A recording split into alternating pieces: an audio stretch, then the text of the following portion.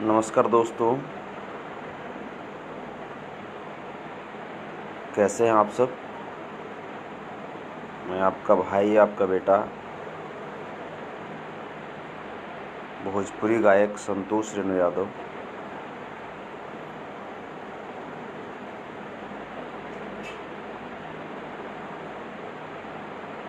सबसे पहले जो भी लोग जुड़े वो प्लीज़ अपने अपने परिवार और अपने आसपास के बारे में ज़रूर बताएं, क्योंकि अभी इस महामारी में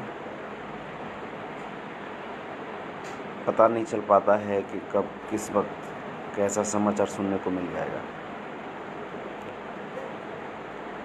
दोस्तों, मैं आज एक बहुत ही कंट्रोवर्शियल मुद्दे पे लाइव आया हूँ और इसको प्लीज़ किसी पक्षपात या किसी के हक में बोलने वाली ये लाइव मत समझिएगा।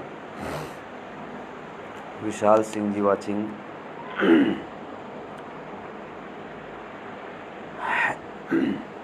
दोस्तों, जब से पप्पू यादव जी की गिरफ्तारी हुई है और चूँकि इस गिरफ्तारी को लेकर के सिर्फ हम नहीं बल्कि पूरे हिंदुस्तान के जो पॉलिटिशियन हैं, जो समाज सेवी हैं, वो खफा हैं, वो नाराज़ हैं इस गिरफ्तारी से। विकास लाल यादव जी वाचिंग, प्रणाम भैया, प्रणाम। रणवीर कुमार राणा जी, पप्पू यादव जिंदाबाद जिंदाबाद। तो सभी लोग शेयर इसको कर देंगे। चूँकि मैं इस लाइव में मैं कुछ बातें ऐसी मैं बोलने वाला हूँ जो कि हमें लगता है कि अभी बोलना चाहिए वो चीज़ें, इसलिए मैं इस लाइव को मैं बोल रहा हूँ। Love you. तो पप्पू यादव जी की जो गिरफ्तारी जो हुई है उसको लेकर के पूरे हिंदुस्तान और पूरे वर्ल्ड में जितने भी लोग जो समाज सेवा कर रहे हैं, सभी लोग यहाँ की जो कानून व्यवस्था है, जो स्थानीय सरकार है, उसे कोस रहे हैं और कोसना चाहिए। अब तो जो न्यायालय है उनके ऊपर भी उंगलियां उठने लगी है, क्योंकि एक तरफ वही न्यायालय बोलती है कि इस कोविड के जो महामारी है, इसमें छोटे मोटे मुकदमे अगर हों तो किसी व्यक्ति को गिरफ्तार करके उन्हें जेल नहीं भेजनी चाहिए। और इसी न्यायाधीश ने इसी हिंदुस्तान की जो न्यायिक प्रक्रिया है, जुडिशरी है, उन्होंने पप्पू यादव जैसे समाजसेवी को, पहले क्या थे उससे मुझे कोई लेना देना नहीं, लेकिन इस वक्त यदि कोई व्यक्ति आम जनमानस की रक्षा हेतु अपना जीवन का सर्वस्व न्यौछावर करके और लोगों की जान बचा रहा है, तो इस वक्त मुझे लगता है कि उनकी इस पक्ष को ज़्यादा तवज्जो देनी चाहिए।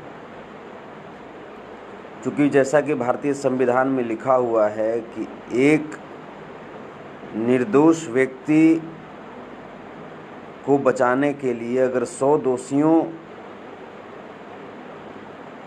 को भी बरी करना पड़े तो निर्दोष व्यक्ति को बचानी चाहिए।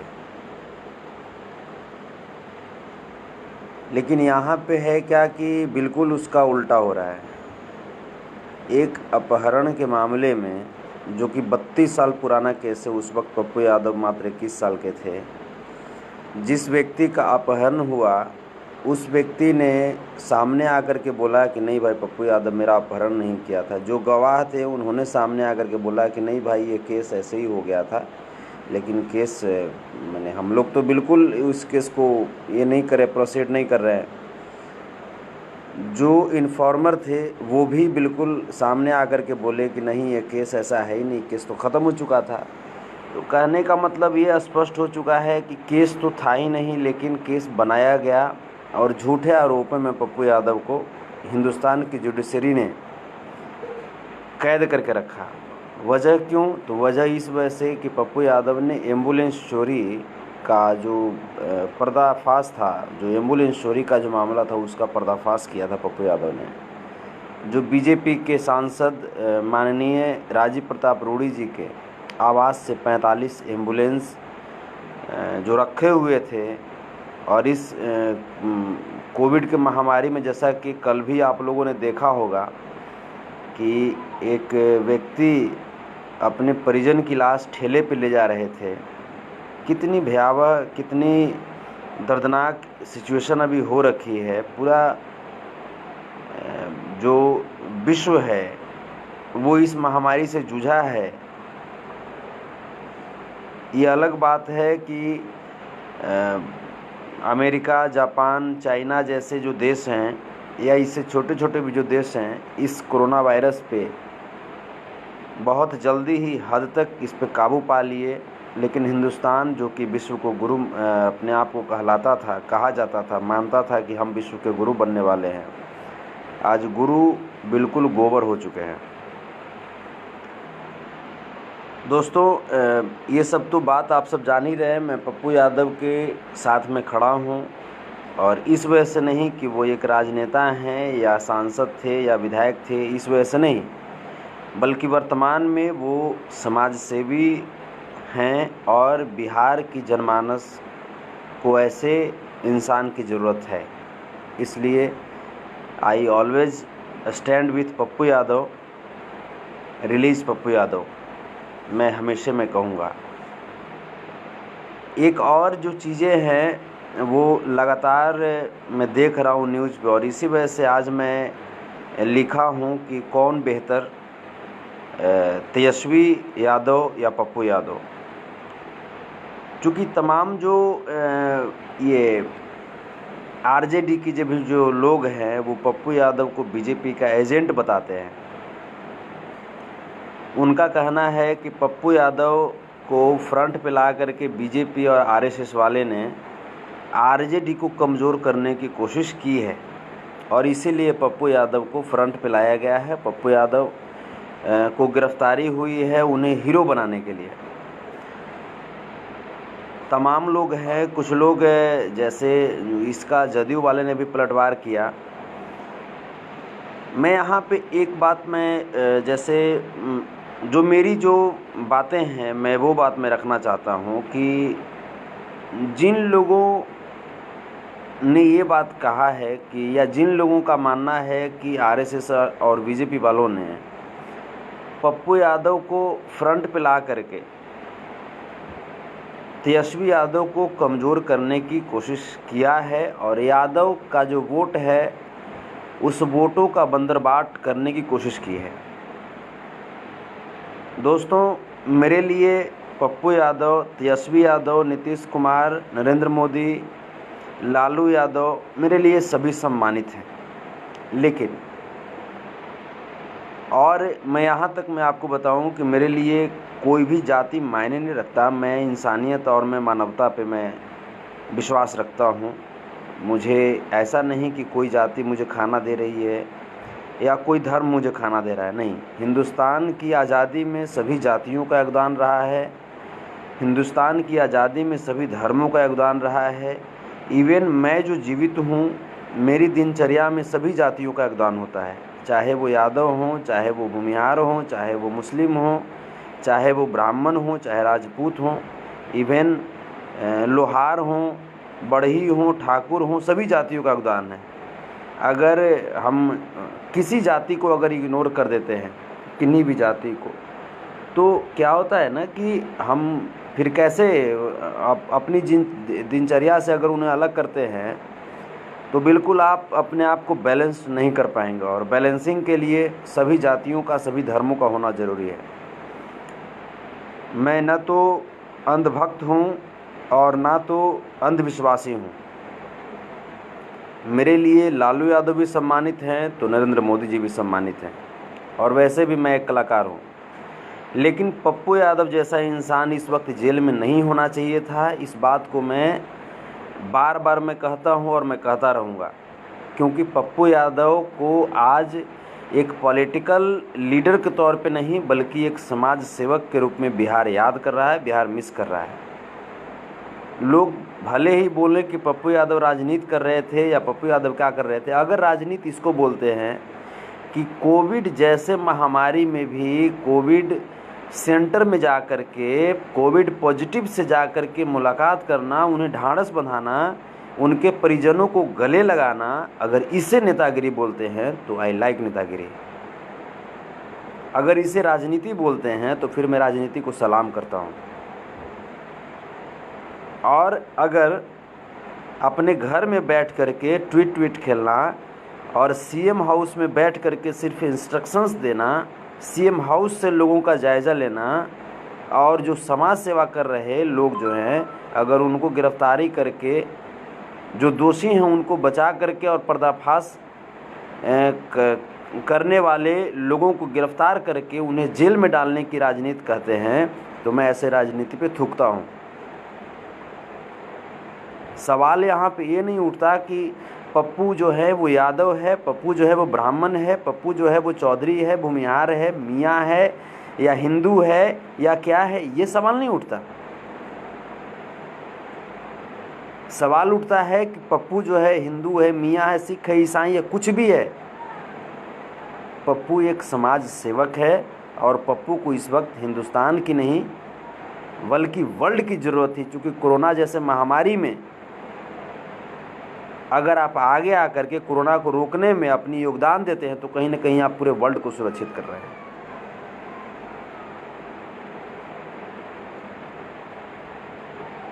लेकिन यहाँ पे तो हिंदुस्तान की दुर्भाग्य रही है कि हिंदू मुस्लिम को बांटो, जाति पाति, अगड़ा पिछड़ा, जनरल बैकवर्ड, एससी एसटी पे राजनीति करो।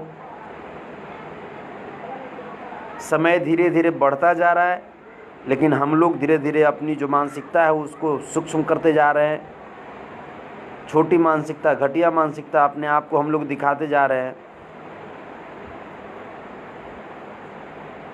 जिन नेताओं के चंगुल में बंद करके हम जाति पाति और धर्म की बात करते हैं, उन बड़े बड़े नेताओं के घर में घुस करके झांकने की कोशिश तो करते नहीं हैं कि उनकी बेटियां जाति से हट करके शादी कर रही है, उनकी बेटियां धर्म से हट करके शादी कर रही है, उनके बच्चे जो हैं वो शादी जाति और धर्म को तोड़ करके कर रहे हैं, और वो उपदेश देते हैं जाति और धर्म की, और हम लोग उसमें उलझ करके रह जाते हैं।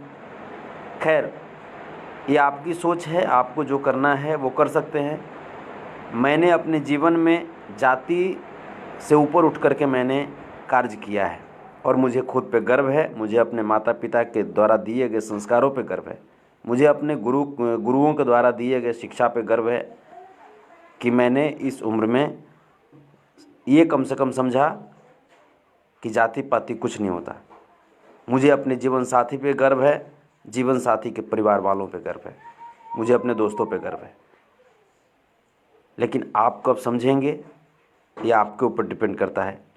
बहुत सारे ऐसे लोग हैं जिनको मेरी बात बुरा लगेगा, हो सकता है उन्हें लगेगा कि उपदेश दे रहा है, लेकिन दोस्त सच कह रहा हूँ, जाति पाति धर्म संप्रदाय कुछ नहीं होता। कोरोना ने तो कम से कम साबित कर दिया। खैर, मेरा मेन जो आज लाइव का जो मुद्दा था वो मुद्दा ये है कि पप्पू बेहतर या तेजस्वी। तो मैं तो यही कहूँगा कि पप्पू यादव और तेजस्वी जी का जो बैकग्राउंड है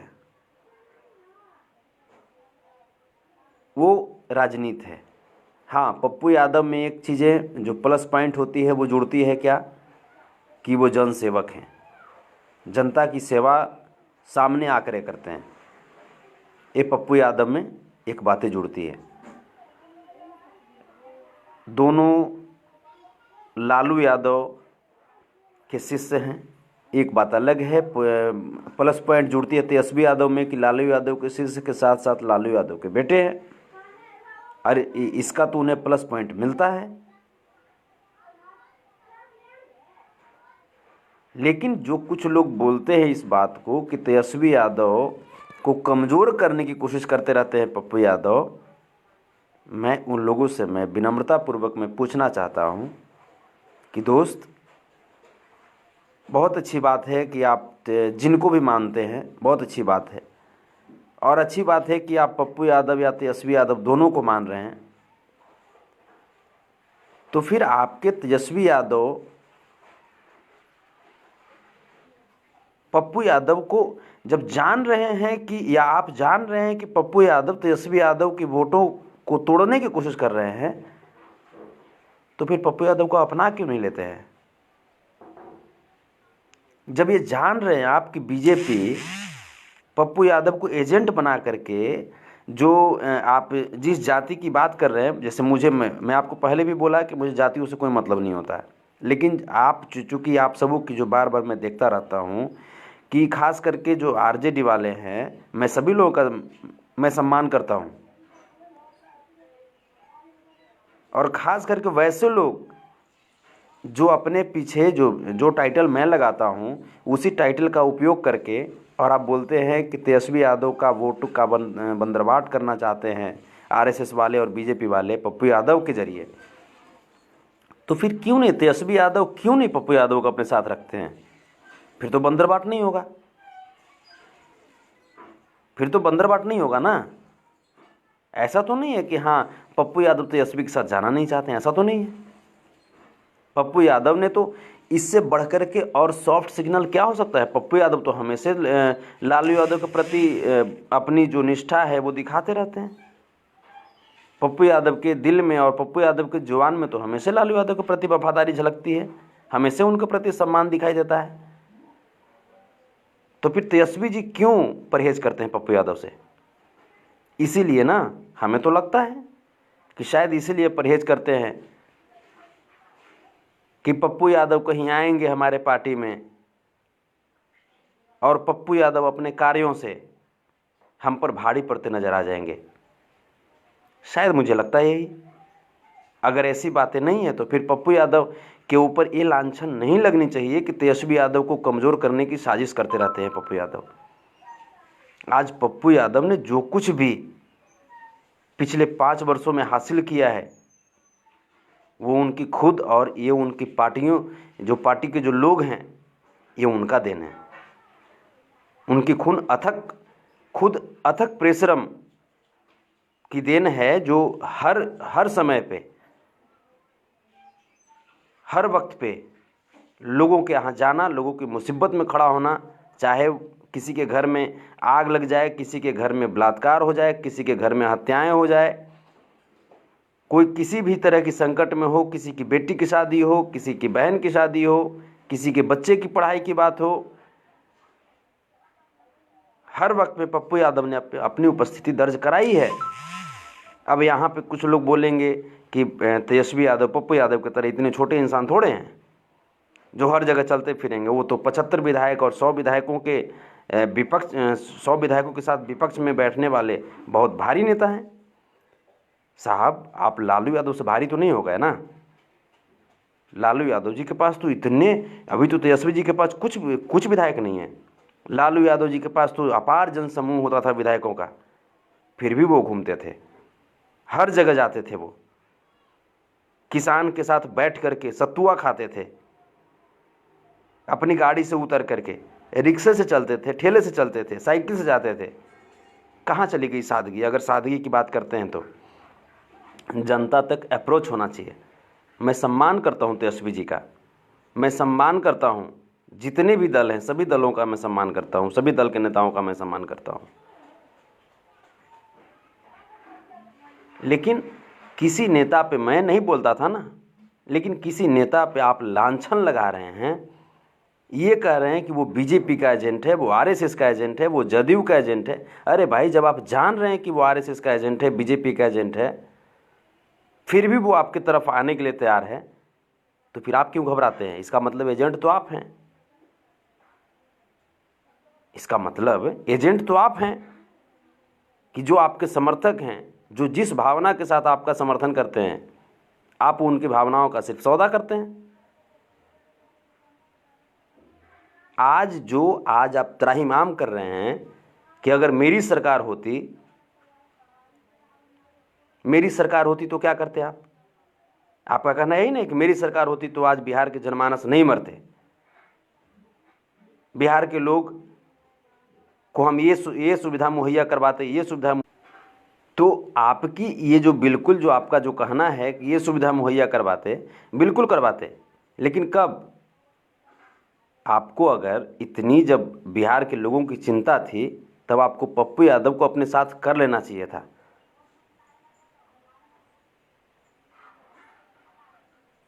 क्योंकि शायद पप्पू यादव जब आपके साथ होते तो सरकार आपकी बन जाती।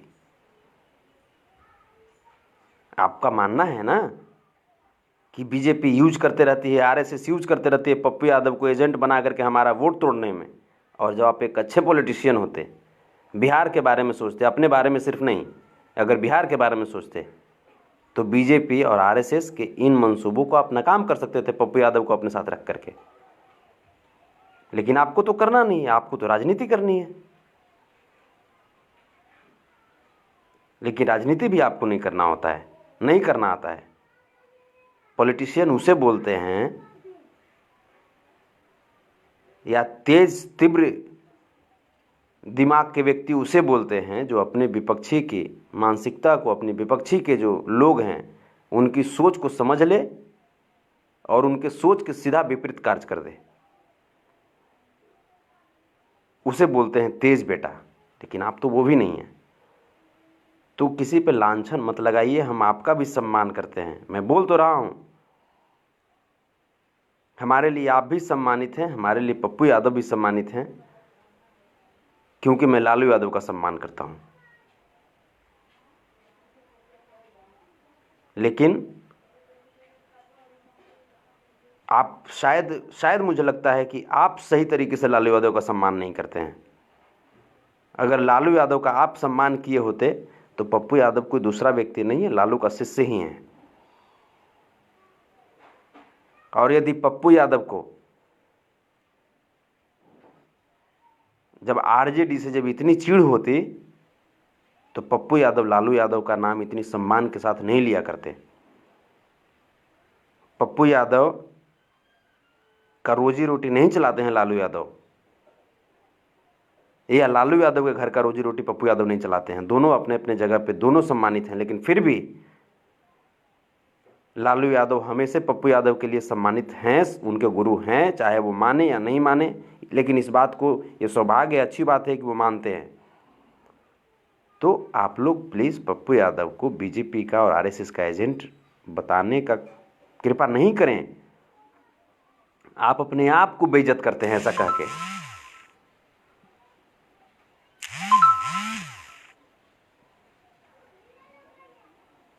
और तेजस्वी यादव या पप्पू यादव कौन बेहतर हैं ये मुझे नहीं पता, लेकिन मैं यही जानता हूँ कि जो बिहार के लिए काम आए, जो बिहार वासियों के लिए काम आए, हमारे समझ से वो बेहतर है।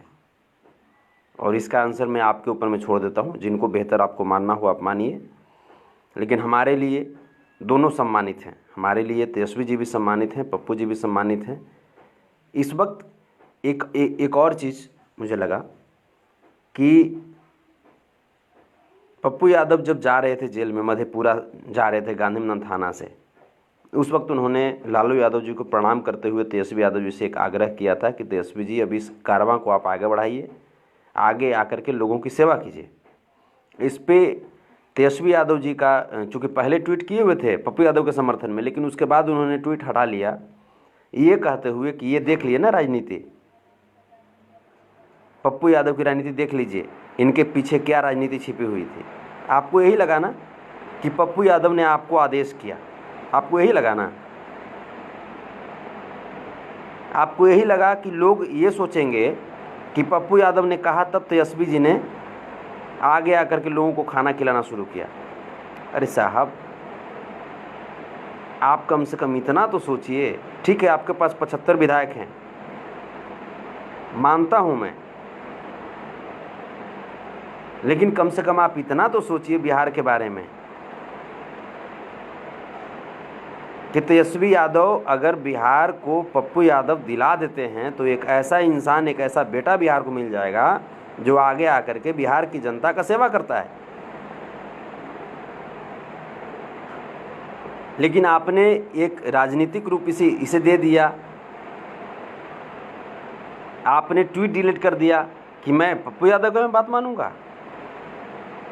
मेरे पिताजी तो खुद ही बोले हैं कि जनता की सेवा करो।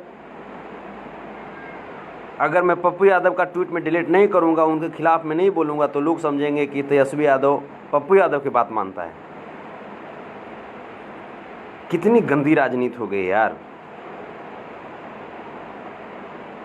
और कितनी छोटी आपकी सोच हो गई, बिल्कुल बचकाना सोच आप करते हैं।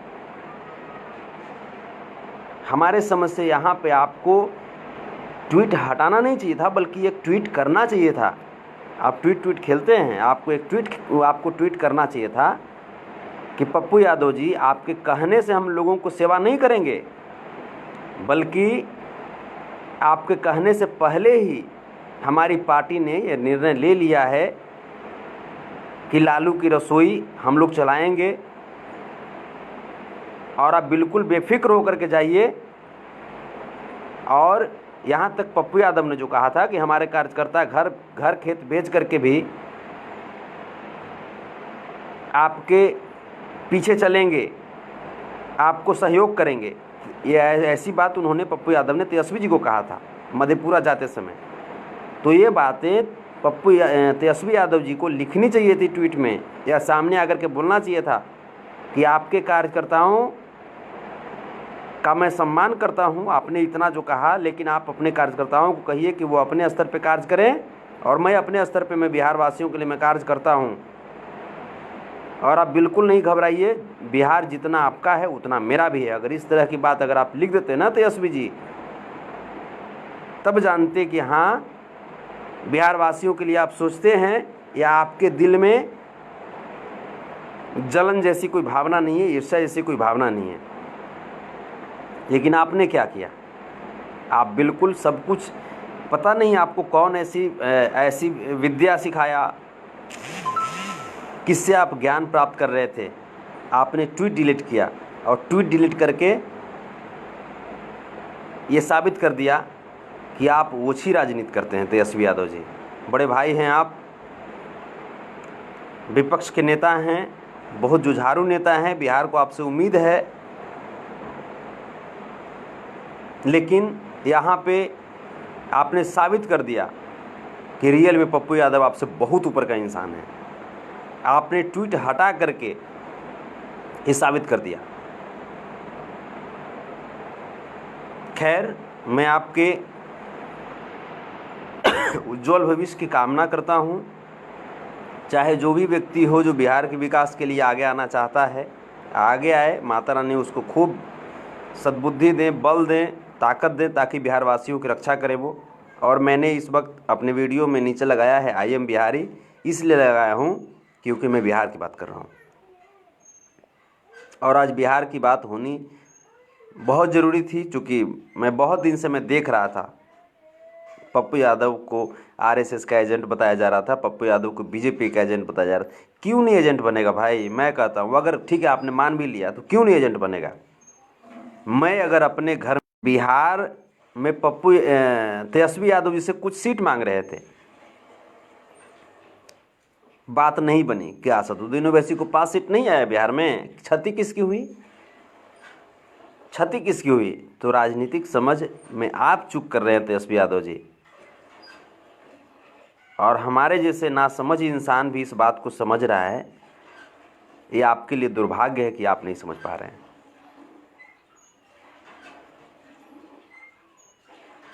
आपके कौन अभी राजनीतिक गुरु हैं या कौन आपके सलाहकार हैं, आपको इस पे विचार करनी चाहिए। और आज तक आपके पिताजी किनके बदौलत बिहार की सत्ता पे इतने दिनों तक काबिज रहे, ये इतिहास आपको देखना चाहिए, और तब आगे चल करके कुछ राजनीति कीजिए। मुझे ऐसा लगता है, मैं हित के बारे में ही कह रहा हूँ। अगर आपसे दुश्मनी होती तो मैं ये बात मैं फ्रंट पे आकर के मैं नहीं कहता। और अभी भी जब आप चाहते हैं कि जिन वोटरों पे आप विश्वास रखते हैं, जिन वोटरों के बदौलत आप 75 या 70 एमएलए आप खड़े किए हैं, या जिन वोटरों के बदौलत आप बिहार की सत्ता में आप आना चाहते हैं, उन वोटरों की मंशा को समझिए और पप्पू यादव की रिहाई में आप अपना योगदान दीजिए। आगे आकर के आप फ्रंट पे वर्क कीजिए। फ्रंट की लड़ाई कभी बैकफुट से नहीं होती है। पर्दे के पीछे का हीरो मत बनिए, सामने आकर के। और बिहार का एक सेवक है पप्पू यादव। अलग बात है राजनीति में आप लोग क्या करेंगे क्या नहीं करेंगे, आप लोग की आपसी मैटर है, लेकिन इस वक्त बिहार को पप्पू यादव की ज़रूरत है। अलग बात है कि आप जो बक्सर की जो नदी में जो लाश बहाए गए थे, उन लाशों के ऊपर आप ट्वीट से आप विपक्ष पे वार करते हैं।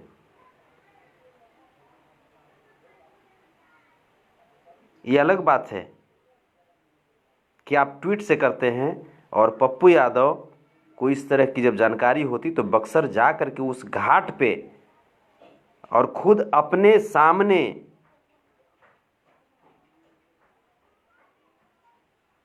सामने से उस अपनी वो लाइव आकर के सामने से दिखाते कि देखिए ये लाश है। तो दोनों की कार्यशैली अलग है। हो सकता है आप 75 विधायक वाले विपक्ष के नेता हैं इसलिए आप ऐसा करते होंगे, और हो सकता है कि उसके पास बेचारा के पास कुछ नहीं है इसलिए वो ऐसा करता है। लेकिन तेजस्वी जी, मैं दोनों का सम्मान करता हूं, मैं बार बार मैं बोल रहा हूं। और सौभाग्य से जो मेरे नाम के पीछे जो टाइटल लगता है वही टाइटल आप भी लगाते हैं, या वही टाइटल पप्पू यादव जी भी लगाते हैं।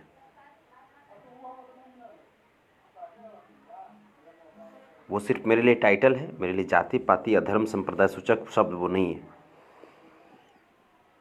तो जो भी लोग हैं, आरजेडी के भी जो लोग हैं, पहले मैं उनसे मैं यही कहना चाहूँगा कि जो पप्पू यादव जी को बीजेपी या आरएसएस का एजेंट बताते हैं, प्लीज़ ऐसी बातें मत कहिए। वो आपके परिवार की भी सेवा किए होंगे, और पप्पू यादव से कोई नहीं बचा। पप्पू यादव की सेवा सभी लोगों ने पाया है, चाहे वो अधिकारी हों, चाहे वो डॉक्टर हों, चाहे वो इंजीनियर हों, चाहे वो स्टूडेंट हों, चाहे वो मजदूर हों, चाहे वो किसान हों, चाहे बेरोजगार हों, सभी लोगों को पप्पू यादव ने सेवा किया है। ठीक उसी प्रकार से जिस प्रकार से उनका खुद का परिवार करता होगा, उनका खुद का बेटा करता होगा, वैसी सेवा पप्पू यादव ने सबको दी है। वैसी सेवा जो लोग भी देंगे, सोनू सूद दे रहे हैं, सोनू सूद के बारे में हमें नहीं पता किस जाति से हैं, लेकिन ईश्वर से कामना करते हैं कि सोनू सूद जैसा इंसान जिस जाति के अंतर्गत पैदा होता है, जिस जाति के अंतर्गत मैंने अंदर पैदा होता है, ईश्वर अगली जन्म मुझे उसी जाति का बना दे। ईश्वर से हम कामना करते हैं कि पप्पू यादव जैसा सेवक जो माटी जन्म देता है, जिस जिला में जिस गांव में पप्पू यादव जैसा सेवक जन्म लेता है, ईश्वर अगली जन्म में मुझे उसी जिला में जन्म दे। और जैसा दिल पप्पू यादव का है वैसा दिल मेरे अंदर भी डाल दे, वैसी सोच मेरे अंदर भी डाल दे।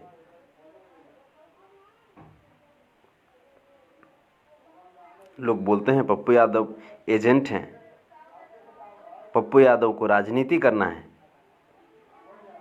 राजनीति अगर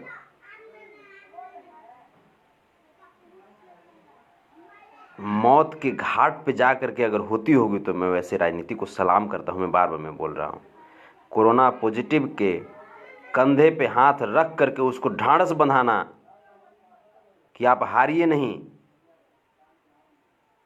आप हारिए नहीं।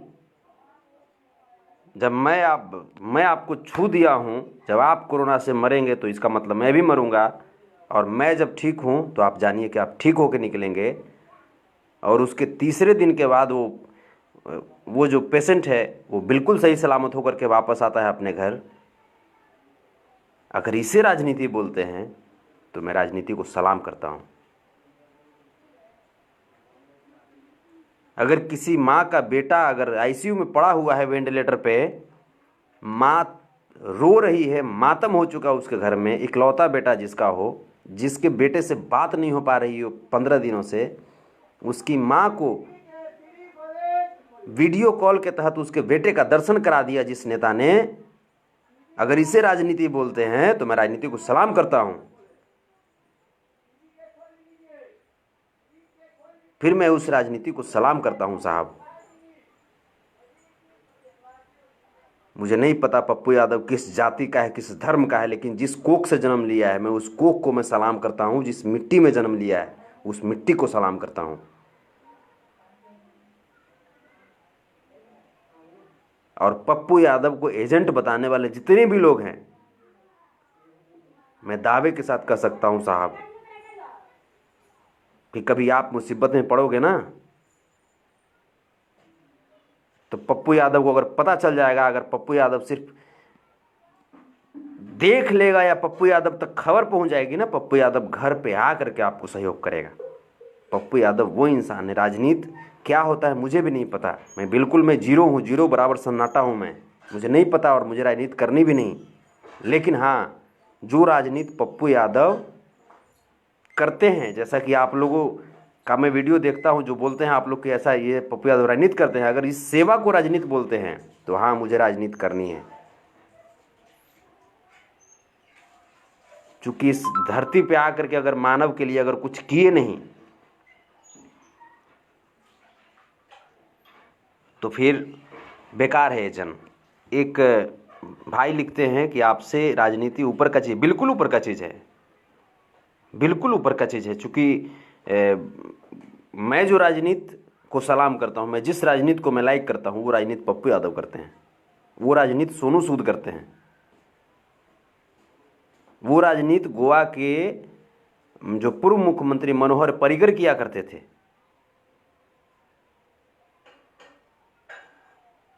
मुझे वैसी राजनीति नहीं करनी जो नीतीश कुमार जी कर रहे हैं, जो नरेंद्र मोदी जी कर रहे हैं, या जो अभी वर्तमान में तेजस्वी यादव जी कर रहे हैं। वैसी राजनीति नहीं करनी। वैसी राजनीति पे मैं थूकता हूँ जो सिर्फ सत्ता के लिए और कुर्सी के लिए किया जाता हो। जो वैसी राजनीति जो अभी कांग्रेस कर रही है, नहीं करनी।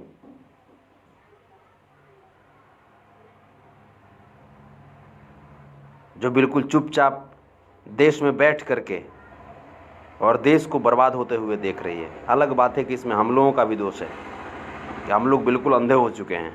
कहाँ विश्व के 5वें रैंक की अर्थव्यवस्था विश्व के 126वें रैंक पे आ गई है। हम लोग इसका ध्यान नहीं देते हैं और इससे हम लोगों को कोई मतलब नहीं है।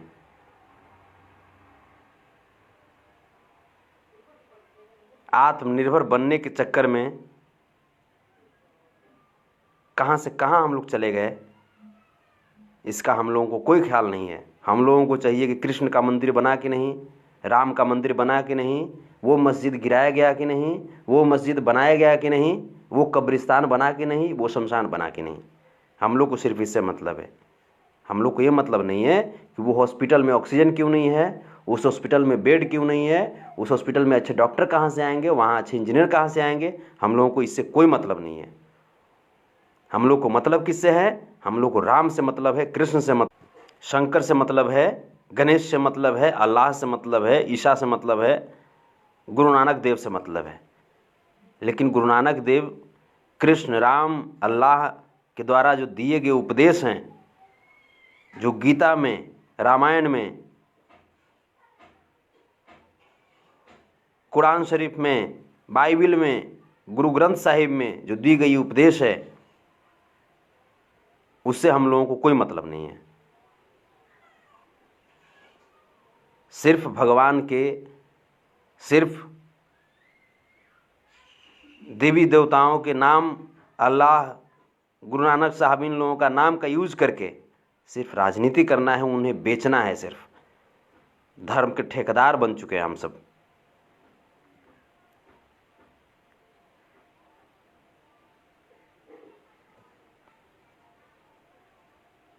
मेरी बात का बुरा लगे तो माफ़ कीजिएगा, लेकिन मैं ऐसा ही हूँ।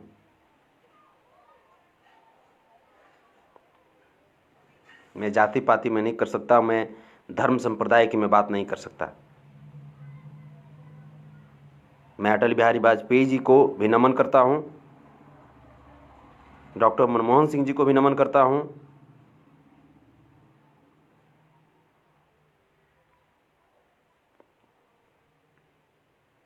डॉक्टर APJ अब्दुल कलाम जी को भी नमन करता हूँ, सोनू सूद को भी नमन करता हूँ, पप्पू यादव को भी नमन करता हूँ। ऐसे लोग को मैं नमन करता हूँ जो अपनी पेट के लिए और अपने परिवार के लिए मरे। वैसे लोग मेरी ज़िंदगी से बहुत दूर होते हैं और मेरी सोच से बहुत दूर होते हैं। अगर आप किसी घर में एक कप 5 ग्राम नमक नहीं दे सकते, आप किसी घर में 5 सेकंड के लिए मुस्कान नहीं दे सकते, तो फिर आपका ज़िंदगी व्यर्थ है।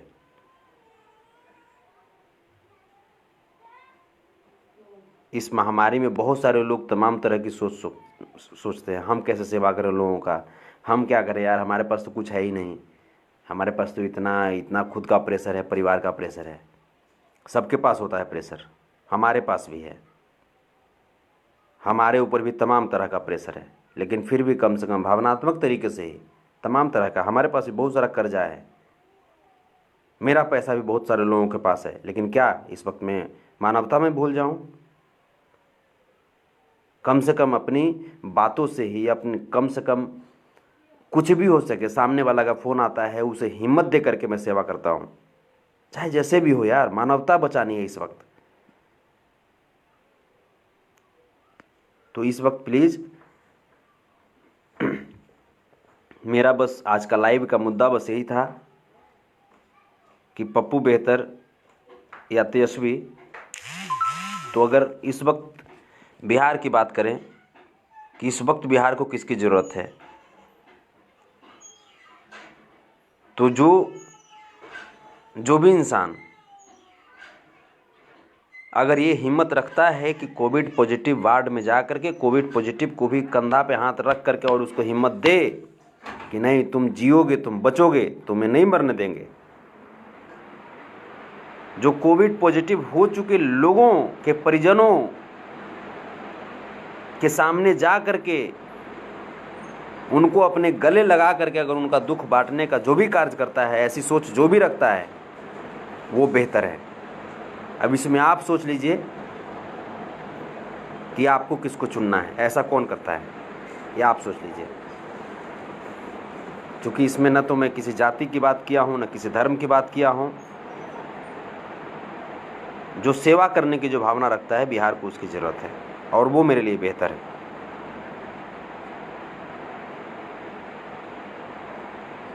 बाकी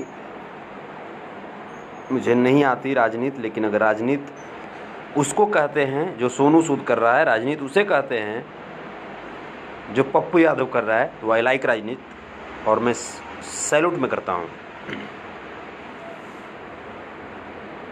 ऐसे लोगों को। चलिए, लव यू आप सबको। और प्लीज़ मैं एक बात मैं कहना चाहूँगा कि जिस व्यक्ति ने आपको हमेशा सेवा किया, जिस व्यक्ति ने आपको सेवा के दृष्टिकोण से देखा, वैसे व्यक्ति को जेल में रहना ये अच्छा नहीं लग रहा है।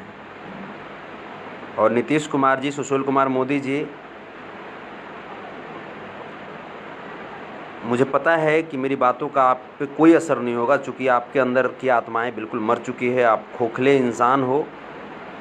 अगर आपके अंदर की आत्मा अभी भी जागी हुई है, आप बिहार के लिए सोचते हैं, बिहार वासियों के लिए सोचते हैं, तो इस वक्त मैं देश के जो भी संविधान हैं, जो भी संविधान की जो पालन करते हैं लोग या संविधान को जो रेगुलेट करते हैं, मैं देश की कानून व्यवस्था से मैं कहना चाहता हूँ कि अगर आप देशवासियों को और मानवता को ज़िंदा रखना चाहते हैं, मुझे पता है कि ये बातें इलीगल है, नहीं बोलनी चाहिए, लेकिन फिर भी मैं बोल रहा हूँ इस बात को। मैं बहुत सम्मान के साथ, मैं बहुत अदब के साथ मैं इस बात को बोल रहा हूँ। माननीय सर्वोच्च न्यायालय, उच्च न्यायालय, मैं सबका सम्मान करते हुए मैं इस बात को बोल रहा हूँ कि अगर आपको मानवता बचानी है, अगर आपको रियल में अगर हिंदुस्तान बचाना है तो सोनू सूद और पप्पू यादव जैसे लोगों को संरक्षण देना होगा। उसे गिरफ्तारी या उसे जेल में भेजने की ज़रूरत इस वक्त नहीं होनी चाहिए। हाँ, जो भी अपराध किया है वो इस महामारी के बाद उसका हिसाब किताब हो सकता है। अपराधी को बख्शा नहीं जाए, मैं नहीं कह रहा हूँ कि अपराधी को आप बख्श दीजिए, लेकिन आप एक ऐसे इंसान को, ठीक है आपके नज़र में अपराधी है वो और आपका नज़र सर्वोच्च होता है, ये भी मुझे पता है, लेकिन आपकी नज़र में ये भी होनी चाहिए कि जो अपराधी इस वक्त लाखों की जान बचा रहा हो, उस वक्त लाखों की जान बचाने की ओर आपका कार्य होना चाहिए, न कि आपको उस अपराधी की नेगेटिविटी सिर्फ देखनी चाहिए। आपको ये नहीं होना चाहिए। अगर आप ऐसा करते हैं तो आप भी सरकार के हाथ में बिल्कुल तरीके से बिक चुके, आप सरकार के कठपुतली हो चुके हैं।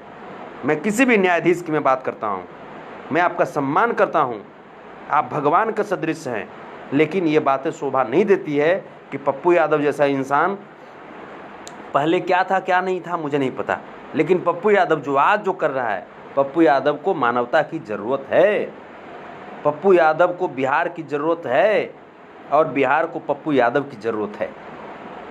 बिहार वासियों के लिए पप्पू यादव इस वक्त बहुत ज़रूरी थे, जिन्हें आपने कैद करके जेल में डाल दिया है। आप तमाम अपने तरफ से वकालत कीजिए, लेकिन आपका हृदय जज साहब जो भी हों, ये बात से मुझे पता है कि ये बात नहीं बोलनी चाहिए, फिर भी मैं बोल रहा हूँ।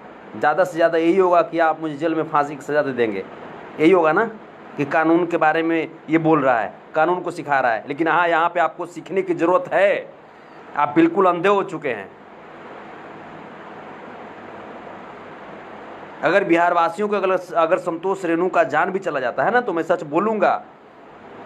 इस वक्त सभी बिहार वासियों को सच बोलने की ज़रूरत है और सब लोग बिल्कुल गूंगे हो चुके, तभी एक ऐसा सेवक जेल में भुगत रहा है, जेल की सलाखों के पीछे है। मैं नहीं कह रहा हूँ कि हाँ पप्पू यादव ने गलती किया तो उन्हें छोड़ दिया जाए, नहीं, मैं नहीं कह रहा हूँ, मैं वकालत में नहीं कर रहा हूँ उनके पक्ष में, लेकिन इस वक्त मानवता को बचाने की ज़रूरत है। हमारे संविधान में लिखा हुआ है ना कि एक भी निर्दोष के चलते अगर किसी केस में अगर 100 दोषी की सज़ा हो और उसमें एक निर्दोष भी फंस जाए तो एक निर्दोष के चलते 100 दोषियों को छोड़ दिया जाए। अगर एक निर्दोष की जान की कीमत 100 दोषियों की रिहाई है तो उस 100 दोषियों को रिहा कर दिया जाए, लेकिन एक निर्दोष की जान नहीं जानी चाहिए। लेकिन आप इस वक्त, ये मुझे नहीं पता पप्पू यादव दोषी है या नहीं है, लेकिन ये मुझे पता है कि आप लाखों निर्दोष व्यक्तियों को आप मौत के गलियारों में आप भेज रहे हैं, और इसको न्याय नहीं बोलते हैं, जुडिशरी इसको नहीं बोलते हैं, इसको बिल्कुल चापलूस बोलते हैं। और हिंदुस्तान की न्याय प्रक्रिया जो है बिल्कुल चापलूस हो चुकी है, ये साबित हो रही है आपके इन कारनामों की वजह से। शर्म आती है मुझे हिंदुस्तान का नागरिक कहते हुए, और शर्म आती है मुझे आज उस बाबा साहेब भीमराव अंबेडकर के संविधान का तुष्टीकरण करते हुए, उसका दुरुपयोग करते हुए मैं देख पा रहा हूँ। शर्म आ रही है मुझे, ये नहीं होना चाहिए, ये बिल्कुल नहीं होना चाहिए। हिंदुस्तान का संविधान जिस वक्त बाबा साहब भीमराव अंबेडकर ने रचा था, जिस वक्त लिखा था, बाबा साहब भीमराव अंबेडकर की रूह कभी नहीं सोची होगी कि ऐसा भी हिंदुस्तान के संविधान का दुरुपयोग हो सकता है। लेकिन शर्म आती है आज महात्मा गांधी भी रो रहे होंगे, भगत सिंह भी रो रहे होंगे, सुभाष चंद्र बोस भी रो रहे होंगे, डॉक्टर राजेंद्र बाबू भी रो रहे होंगे, अटल बिहारी वाजपेयी जी अब आज रो रहे होंगे कि कैसे हिंदुस्तान की जो संविधान है उसका दुरुपयोग किया जा रहा है, मजाक बनाया जा रहा है। और कहाँ चले गए राष्ट्रपति महोदय, आप तो महामहिम हैं, आपके पास तो इतना अधिकार है कि किसी को फांसी की भी सज़ा हो जाए तो आप उसकी सज़ा को आप रोक सकते हैं, आप उसे क्षमा दान दे सकते हैं, जीवन दान दे सकते हैं आप उसे। कहाँ चले गए आप देख नहीं रहे बिहार की स्थिति? आप बिहार की स्थिति को नहीं देख रहे हैं साहब। जनमानस त्राहिमाम कर रहा है, ये बताए जा रहे हैं कि बिहार में कोरोना के आंकड़े घट गए हैं या टेस्ट की संख्या घटाई गई है। आप नहीं देख पा रहे हैं, तो घृणा होती है आप जैसे राष्ट्रपति से। और अगर देख पा रहे हैं तो आपको इस पे क्रिया प्रतिक्रिया जरूर करनी चाहिए। इसके लिए आपको आगे आना चाहिए, बिहार वासियों की रक्षा के लिए, देश की रक्षा के लिए आपको आगे आना चाहिए। ये वही बिहार है जिसने 1857 की पहली आज़ादी की लड़ाई में अपना एक जाबाज बाबू वीर कुंवर सिंह को देश के लिए न्यौछावर कर दिया था।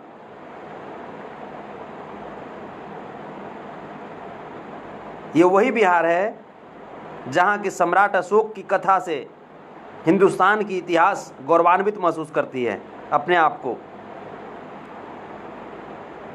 ये वही बिहार है जहां चाणक्य, आर्यभट्ट जैसे रत्न पैदा हुए हैं।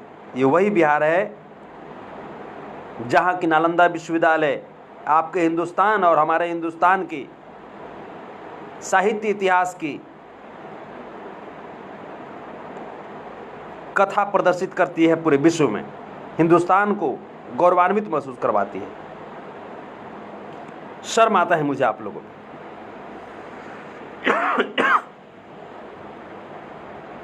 आपने बिहार को कलंकित करके रख दिया है।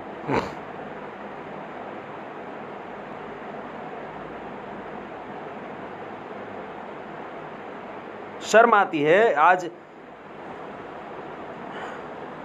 नदियां लाश ढो रही है, बालू ढोने वाली नदियां लाश ढो रही है, और लाश ढोने वाले एम्बुलेंस में बालू ढोए जा रहे हैं। और फिर भी राष्ट्रपति का आंख बंद है, फिर भी सर्वोच्च न्यायालय कठपुतली बन चुकी है। हमारे संविधान का दुरुपयोग किया जा रहा है और ऐसे ऐसे राष्ट्रपति देश में बैठ चुके हैं जो बिल्कुल शांत हैं और बिल्कुल मंद बुद्धि से मस्काते रहते हैं। मंद बुद्धि का इंसान, कुछ नहीं करना है, कोई संज्ञान नहीं लेना है। ये देश ऐसा हो चुका है, जब विकास दुबे जैसे लोगों की मर्डर होती है तब हाईकोर्ट संज्ञान लेता है, और पप्पू यादव जैसा सेवक का जब गिरफ्तारी होती है तब कोर्ट बैठ करके मजे लेता है और सरकारें मजे लेती है। शर्म आती है, शेम। कैसे मानवता को आप लोग मुंह दिखाओगे? और जो भी लोग जो इस वक्त कह रहे हैं कि पप्पू यादव बीजेपी आरएसएस का एजेंट है, दोस्तों मैं आपसे यही कहना चाहूँगा कि आप कुछ कर नहीं सकते तो कम से कम जो व्यक्ति कर रहा है उसकी आत्मा को मत छलिए। आप कुछ भी कहेंगे, लेकिन जब आप मुसीबत में पड़ेंगे ना तो पप्पू यादव जैसे और सोनू सूद जैसे इंसान आपकी मदद करेंगे। आप ये मत भूलिए। मैं आपका भी सम्मान करता हूँ, आप भाई हैं, चाहे आप जिस जाति जिस पार्टी के हों, आप भाई हैं। आप भी एक गरीब व्यक्ति हैं, आप नेताओं जैसे शासक नहीं हैं, कुशासक नहीं हैं। आपके पास धन संपदा नहीं भरी हुई है, और इस कोरोना ने तो साबित कर दिया है कि अच्छे अच्छे धन संपदा वाले भी किस तरीके से काल के गाल में समा रहे हैं। मैं एक कलाकार हूँ और भावनाएं उमड़ती है दिल में लोगों की मौतें देखकर, बालू से ढके हुए लाशों का अंबार देखकर, और एम्बुलेंस में बालू भरे जाने की प्रक्रिया देखकर कांप उठता हूँ कि हम तो कम से कम 30-31 साल तक जी लिए, हमारे बच्चों का क्या होगा? आपके बच्चों के लिए भी सोचते हैं कि आप तो कम से कम इतना तक तो जी लिए, जो फेसबुक पे आके कमेंट कर रहे हैं, शेयर कर रहे हैं, तमाम तरह की अपनी बातें लिख रहे हैं किसी न किसी के पक्ष में, चाहे वो लालू यादव जी हों, चाहे वो नरेंद्र मोदी जी हों, चाहे वो नीतीश कुमार जी हों, चाहे वो पप्पू यादव जी हों। सबके पक्ष में अपनी अपनी बातें आप रख रहे हैं, लेकिन आपकी इन बातों के बाद जो घटनाएं घटित होगी उससे आपके बच्चों का क्या होगा? अगर आप अपने बच्चे के बारे में सोचेंगे कि हमारे बच्चे के लिए कौन अच्छा है, तो मैं दावे के साथ कह सकता हूँ कि आप बेफजूल की बातें नहीं करेंगे। और पप्पू यादव बीजेपी आरएसएस का एजेंट नहीं है। पप्पू यादव एजेंट है, मैं आपको बता रहा हूँ, लेकिन वो सेवा का और वो अपनी खुद के आत्मा का एजेंट बना हुआ है। पप्पू यादव को उसकी आत्मा बिल्कुल अपने अंदर कैद कर ली है। मन नहीं, मन विचलित होता है, लेकिन आत्मा। पप्पू यादव एक ऐसा इंसान है, एक ऐसा जनसेवक जो भी कहिए, जिसके अंदर आत्मा अभी जीवित है। वरना राजनीति में एंट्री लेने से पहले आत्माओं को मारना पड़ता है, जो पप्पू यादव ने नहीं किया है। और शायद यही वजह है कि सब चल रहा है, आप देख ही रहे। वरना मैंने कानून व्यवस्था को मैंने देखा है। एक वक्त था जब पप्पू यादव जिस रूप में रहते थे, उस वक्त अच्छे अच्छे लोग घुटने टेकते थे और पप्पू यादव के खिलाफ एक भी शब्द निकालने से परहेज करते थे। उस दौर से पप्पू यादव ने इस दौर में ला के खड़ा कर दिया खुद को कि बिहार में बाढ़ के समय में बाढ़ में घुस करके अपनी जान की ना परवाह करते हुए लोगों की सेवा किया। उस वक्त लोगों ने कहा कि राजनीति कर रहा है। उसके बाद क्या हुआ? पप्पू यादव का एक भी सीट नहीं आया। फिर भी देखिए बिहार के जनमानस को, देखिए एक भी सीट नहीं जिता पाया बिहार का जनमानस पप्पू यादव को। फिर भी उस व्यक्ति ने, अभी तो चुनाव नहीं है ना, अभी तो बिल्कुल चुनाव नहीं है। अभी क्या है? अभी पप्पू यादव अगर सेवा नहीं करते तो क्या हो जाता? ऐसे भी बिहार के लोग भूल जाते हैं 3-4 साल में। ये पप्पू यादव ही है जो नेताओं को सड़क पे उतरने को सिखाया है। आप इस बात को याद रखिएगा। एक तरफ लालू यादव थे जिन्होंने सिखाया था कि खेतों में जा कर के भी राजनीति होती है, किसानों के पास जा कर के भी राजनीति होती है, मजदूरों के पास जा कर के भी राजनीति होती है, और बिहार पे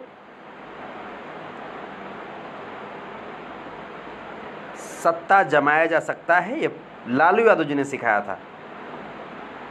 लेकिन उस बात को शायद बहुत दिन हो गया, लोग भूलते चले गए। आज ट्वीट का ज़माना आ गया है, फेसबुक का ज़माना आ गया है, तो सब चल रहा है। एक बार फिर सोनू सूद और पप्पू यादव जैसे लोगों ने ये साबित कर दिया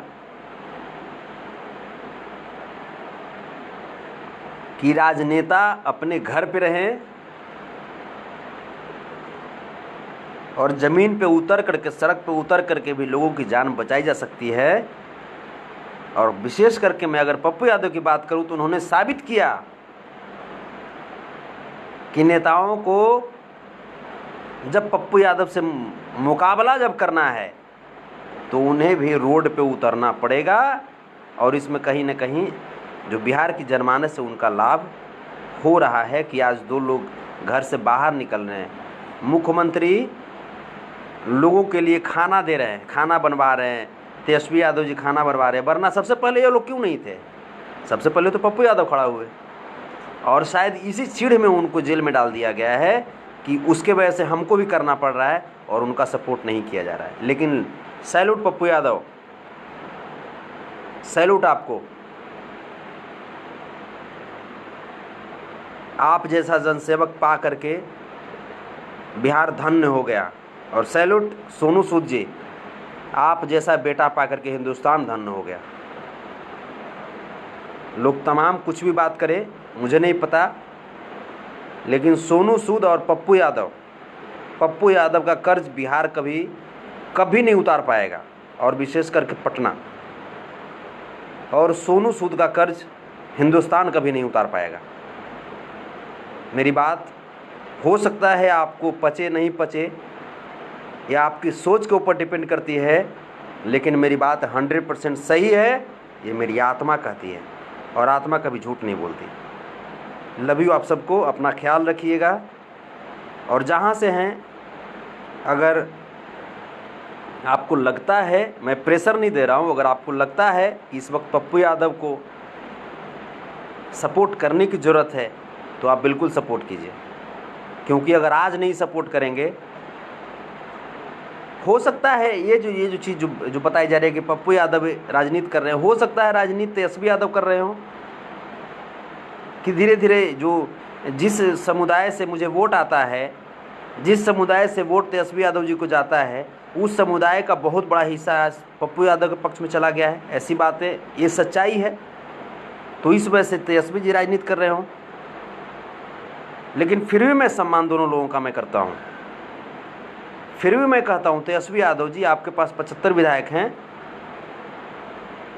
अभी भी अगर आंखें नहीं खुली है तो आंख खोल लीजिए और पप्पू यादव को अपने पक्ष में कर लीजिए। आपका भविष्य अच्छा रहेगा राजनीति के हिसाब से।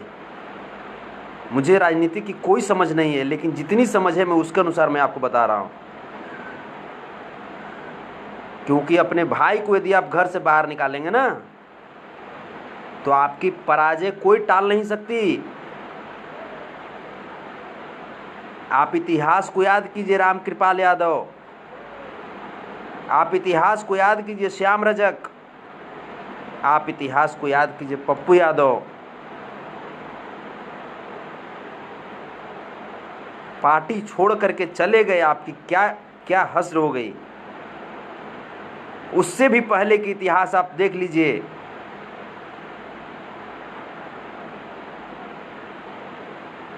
रावण का भाई विभीषण, रावण अजय था, कोई उसके मुकाबला का उस वक्त उसके समकालीन में कोई उसको हराने वाला व्यक्ति नहीं था। उसे हराने वाला कोई प्राणी जन्म लिया ही नहीं था। लेकिन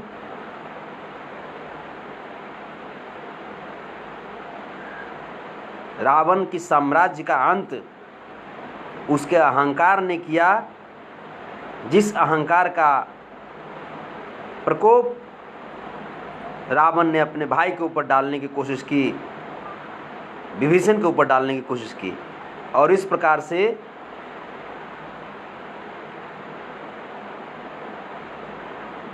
आज विभीषण रावण के अहंकार को चकनाचूर किया और रावण के काली साम्राज्य का अंत किया। तेजस्वी यादव जी, आप मेरी बात को आप ध्यान रखिए, आप इस बात को प्लीज़ गलत रूप में नहीं लीजिएगा। मैं आपका शुभचिंतक हूँ, मैं इसलिए बोल रहा हूँ। मैं इसलिए बोल रहा हूँ कि तेजस्वी यादव, चिराग पासवान और पप्पू यादव, ये तीन व्यक्ति बिहार का भविष्य है। तेजस्वी यादव, पप्पू यादव और चिराग पासवान, ये तीनों नौजवान बिहार का भविष्य है।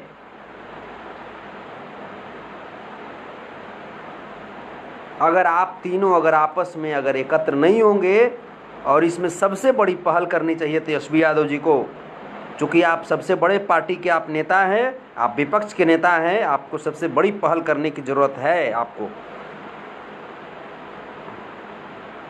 अगर आप खुद से पहल नहीं करेंगे तेजस्वी यादव जी, तो बिहार की सत्ता आपको कभी हासिल नहीं हो सकती।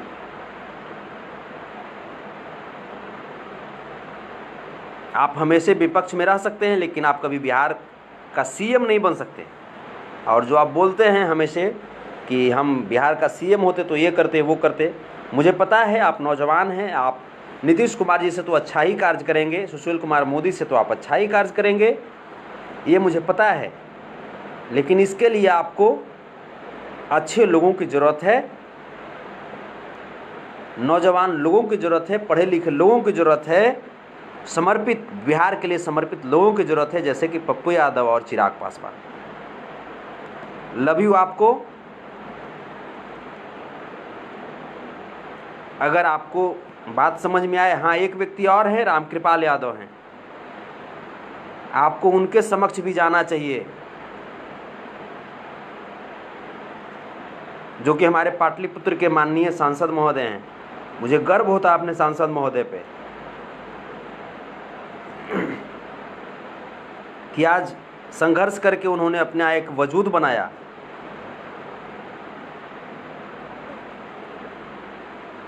और जहाँ पे अपने आप को उपेक्षित महसूस कर रहे थे, वहाँ से थोड़ी सी दूरी बनाई, और जहाँ भी आज गए हैं वहाँ पे उन्होंने अपना एक वजूद बनाया। और पाटलिपुत्र की सेवा कर रहे हैं। गर्व है मुझे अपने एमपी साहब पे, एमपी साहब पे, उनके बच्चे पे, अभिमन्यु यादव पे मुझे गर्व है। ऐसे लोगों को तेजस्वी यादव जी आप अपने नवरत्नों में शामिल कीजिए और तब जाकर के आप एक अच्छे शासक बन पाएंगे। वरना जो आपके सलाहकार हैं, जो आपके जो रणनीतिकार हैं, वो बिल्कुल आपको बर्बाद करने की प्लानिंग कर चुके थे तेजस्वी जी। और जब तक आपके ऐसे ऐसे सलाहकार जो रहेंगे तब तक हमारे जैसा नौजवान तो बिल्कुल नहीं, चूँकि आप यादव हैं, आप राजपूत हैं, आप ब्राह्मण हैं, या आप हिंदू हैं, मुस्लिम हैं, ये सोच करके मैं वोट कर दूं तो ये तो बहुत मुश्किल होगा मेरे लिए और आपके लिए भी कि ऐसा सोच करके आप हमसे वोट ले लेंगे, ये बहुत मुश्किल है आपके लिए। मेरे से अगर वोट जैसे लेना है, मेरे जैसे अगर नौजवानों से वोट लेना है आपको, तो फिर आपको जाति पाति और धर्म से ऊपर उठ करके अगर बात करेंगे, अगर ऊपर उठ करके बात करते हैं तभी ये संभव है। वरना जाति पाति और धर्म के मुद्दे पे मैं वोट नहीं कर सकता हूँ और ना मैं सपोर्ट कर सकता हूँ।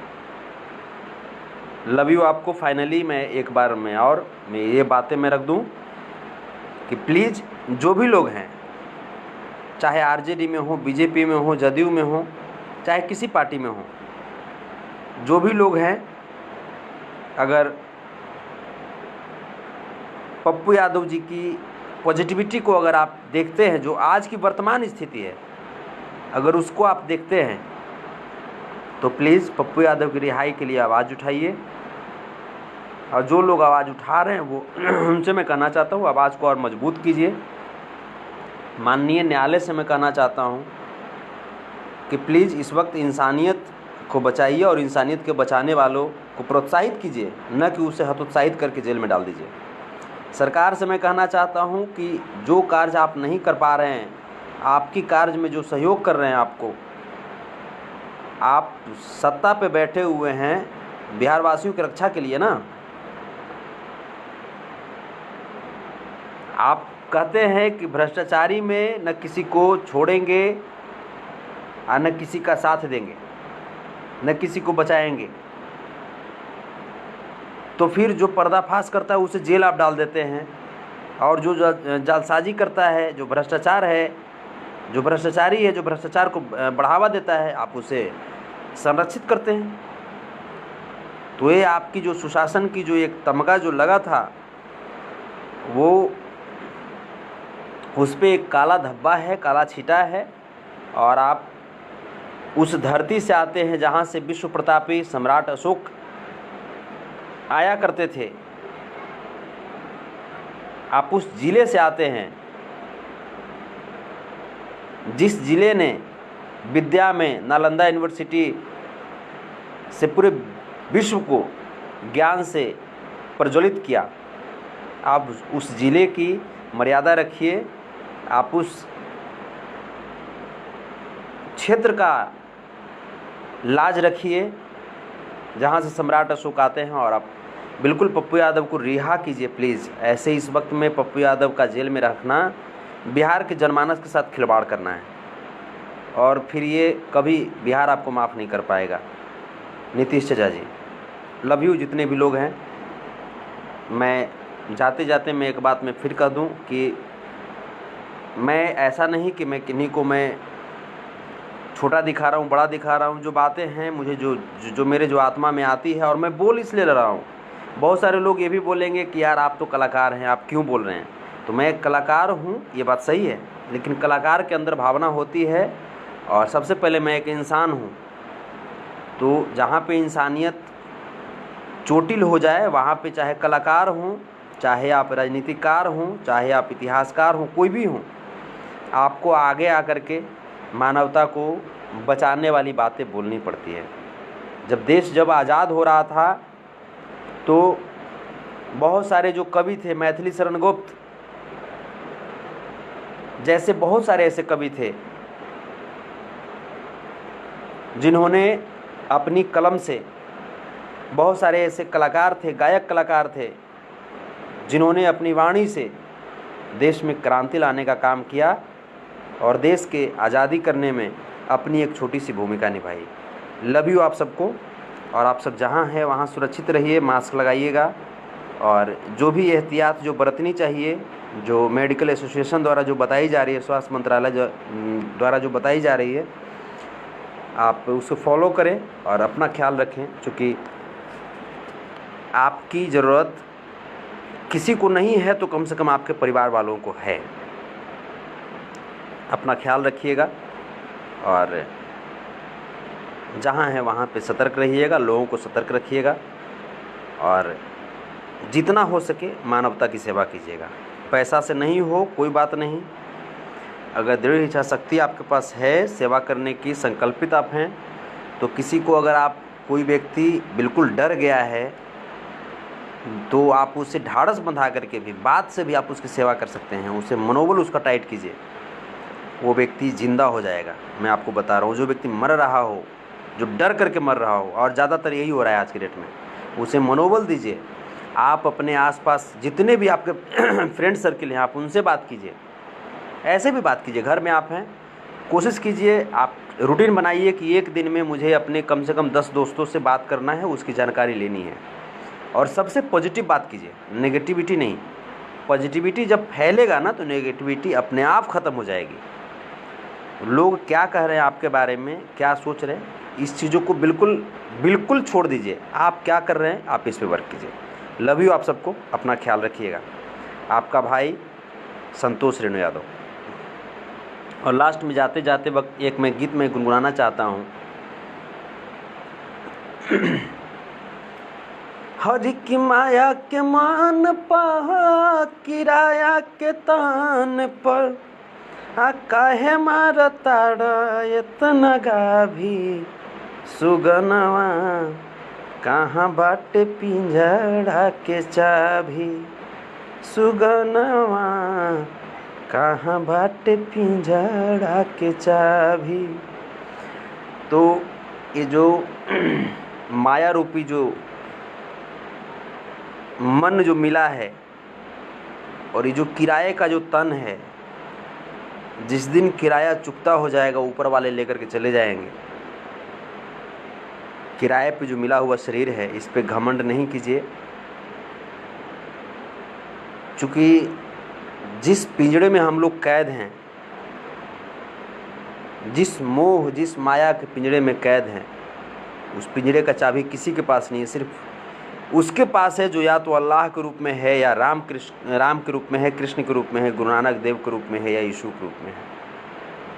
किसी के पास नहीं। लोगों की सेवा कीजिए, और जो चीज़ें जो बातें आपके बोलने से आपको शायद ऐसा लगता हो कि हम बोलेंगे तो क्या यार कोई सुनेगा, तो ऐसा बिल्कुल गलत है। आपकी जो धारणा है बिल्कुल इसको बदलिए। डिजिटल युग है, आपकी एक बात पता नहीं कब किस पे क्या असर डाल जाएगी, ये नहीं पता होता है। इसलिए जो अच्छी बातें हैं, जो बातें बोलनी चाहिए, जो समाज में जो कुरीतियाँ हो रही है, जो समाज में जो गलत काम हो रहे हैं, उसके खिलाफ़ में अपनी आवाज़ को मजबूत कीजिए। हो सकता है आपकी आवाज़ से समाज बदले, हो सकता है आपकी आवाज़ से देश बदले, और आपकी आवाज़ से किस पे कब क्या प्रभाव पड़ जाए। लव यू आप सबको, आप सब सुरक्षित रहें जहाँ भी हैं। आपका भाई संतोष रेणु यादव। और किसी प्रकार की जब दिक्कत हो, अकेला महसूस कीजिए या किसी प्रकार के संकट में हैं, तो मुझे याद कीजिए ज़रूर। मेरा नंबर 7903320602। अगर मैं पैसे से मदद नहीं कर पाया तो मैं अपनी शब्दों से मैं आपको मदद ज़रूर करूंगा। और मैं इतना मैं कहूँगा कि आपकी मुसीबत में से, आपके दुख में से थोड़ा सा दुख तो मैं चुरा ही लूँगा। लव यू आपको, जहाँ भी हैं आप सुरक्षित रहिए, मस्त रहिए, ज़बरदस्त रहिए। प्रणाम।